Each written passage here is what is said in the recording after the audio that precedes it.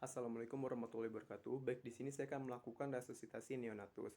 Nah, sebelum kita melakukan resusitasi neonatus, untuk bayi yang baru lahir, kita harus mengukur Apgar score-nya terlebih dahulu.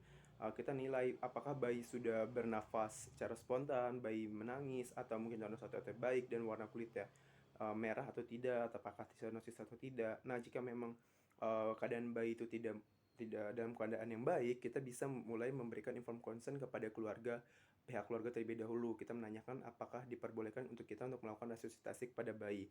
Nah, ketika memang diperbolehkan, inform consent sudah diberikan, kita mulai mempersiapkan alat dan mencuci tangan terlebih dahulu serta memakai APD. Nah, ketika alat sudah selesai, kita mencuci tangan, kita memakai handscoon steril, dan kita memakai APD berupa masker, Google, ataupun celemek. Terus kita bisa mulai melakukan penilaian awal kembali kepada si bayi. Apakah bayi tersebut bernafas spontan, atau mungkin bayi itu menangis, suatu terbaik, warna kulitnya bagaimana, apakah kemerahan atau kebiruan. Nah, jika tidak, kita bisa lakukan langkah awal pemberian resusitasi, yaitu dengan pertama kita harus mempersiapkan si bayi pada tempat yang datar, lalu kita hidupkan lampu penghangat untuk menyesuaikan termoregulasinya. Lalu kita akan menggunakan 3 kain, yang dimana dua kain sebagai alas, satu untuk mengeringkan, satu sebagai alas, dan satu lagi sebagai penyangga bahu dari si bayi. Lalu kita mulai memposisikan bayi di mana posisi pemeriksa itu berada di area kepala dari si bayi. Terus selanjutnya kita bisa mulai melakukan langkah awal, yaitu di mana kita pertama dengan memposisikan pengganjal bahu, kita memposisikan kepala bayi agar ekstensi sehingga tidak terjadi sumbatan jalan nafas. Selanjutnya, kita dengan suction, kita mulai mengeluarkan cairan-cairan yang menutupi jalan nafas dari bayi. Mulai dari hidung, mulai dari mulut, baru ke hidung. Nah, jika sudah kita lakukan suctions dari mulut dan hidung dari si bayi, kita bisa mulai mengeringkan bayi. Nah, ketika kita mengeringkan bayi, sekaligus kita juga memberikan rangsangan kepada bayi, baik itu berupa penggosokkan punggung bayi, atau mungkin penggosokan dada bayi, serta kita memberikan sentilan pada kaki bayi. Nah, setelah itu kita bisa mulai mereposisikan bayi kembali dengan mengangkat kain yang sudah basah tadi dalam mengeringkan si bayi untuk digantikan dengan kain satunya lagi yang awalnya sebagai alas. Lalu kita mulai menutup si bayi untuk tetap menjaga kehangatan si bayi. Lalu kita mulai menilai kembali usaha jalan nafas bayi dan melihat denyut jantung bayi.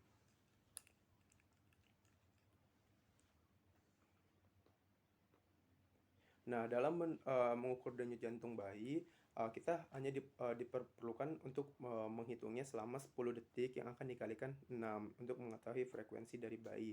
Nah, lalu setelah itu kita lihat juga tonus otot dan warna dari tonus otot bayi dan warna dari si bayi tersebut, apakah kebiruan atau sudah memerah. Jika memang bayi sudah memberikan evaluasinya itu bayi sudah mulai menangis, sudah mulai bernafas spontan, denyut jantungnya juga sudah di atas 100 kali per menit, dan bayi warnanya tidak cyanosis kembali atau warnanya sudah tampak kemerahan, kita bisa mulai memberikan si bayi ini, kita keringkan, kita hangatkan, kita berikan kepada si ibu untuk dilakukan inisiasi menyusui dini. Namun jika memang si bayi belum bernapas spontan, terus atau masih mengap-ngap, dan denyut jantungnya juga masih di bawah dari 100 kali per menit, kita bisa mulai melakukan ventilasi tekanan positif dengan menggunakan ambu apa namanya ini ambu ambu bag. Nah, ambu bag ini dengan menyesuaikan dari sungkup dari si ambu bag ini ke area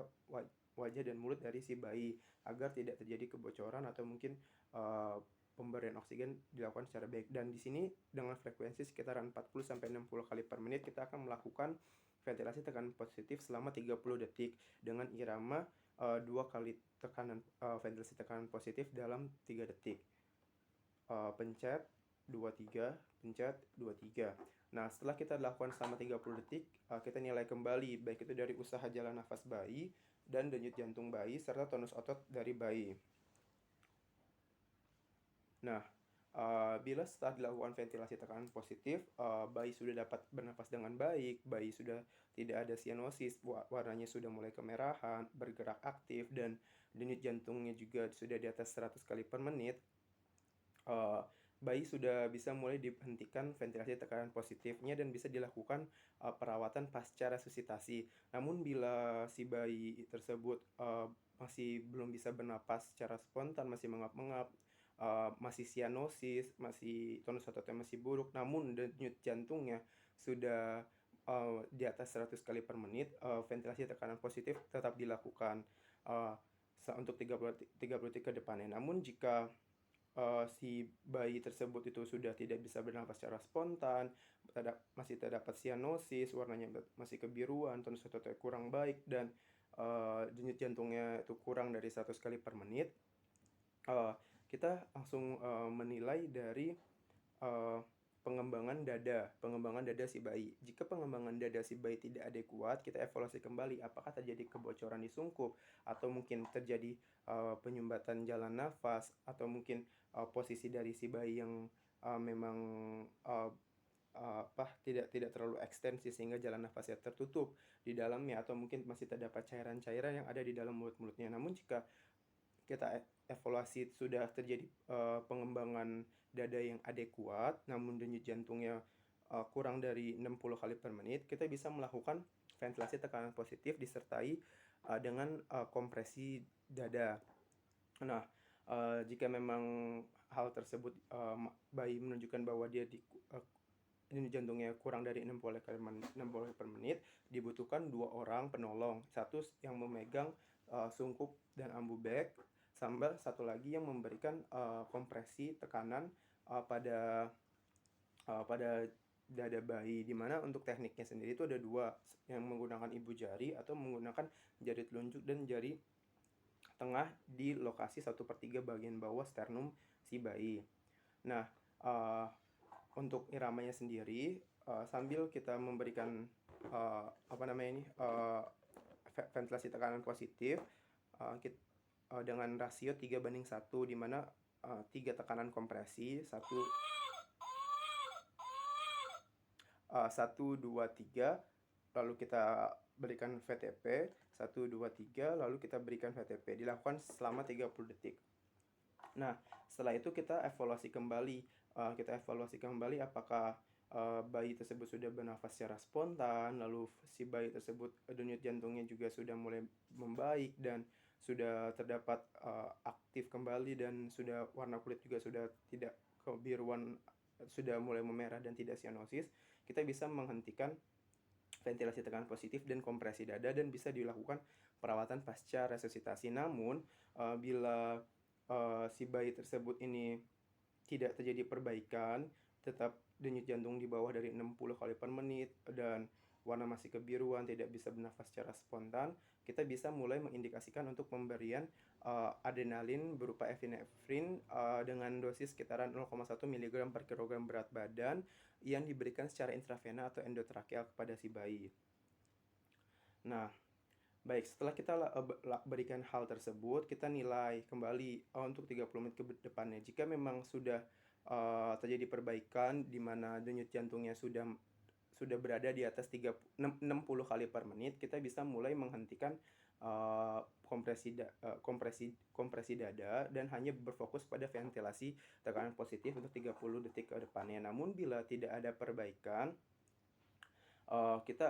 kita bisa mengoptimalkan, untuk terus diberikan, selama 2 menit itu tidak ada perbaikan, kita bisa tetap melakukan rujukan kepada si bayi sambil tetap dilakukan ventilasi tekanan positif, kompresi dada, dan pemberian dari adrenalin atau epinefrin selama, setiap 3 sampai 5 menit, Dan jika selama 10 menit, bayi tidak ada perbaikan, dan ketika dicek juga denyut jantung bayinya juga sudah tidak ada, atau mungkin bayinya sudah tidak bernafas lagi dan bayi sudah kebiruan, itu menandakan bahwa resusitasi itu telah gagal, sehingga, tidak perlu dilanjutkan kembali. Namun jika bayi sudah terjadi perbaikan, sudah mulai bernafas secara spontan, dan jantungnya juga sudah di atas 100 kali per menit, dan bisa, eee, bayi sudah bergerak aktif dan sudah tidak sianusias kembali atau tidak warnanya sudah kemerahan, kita bisa mulai melanjutkannya ke penanganan pasca resusitasi. Dan untuk penanganan resusitasi neonatus pun telah selesai.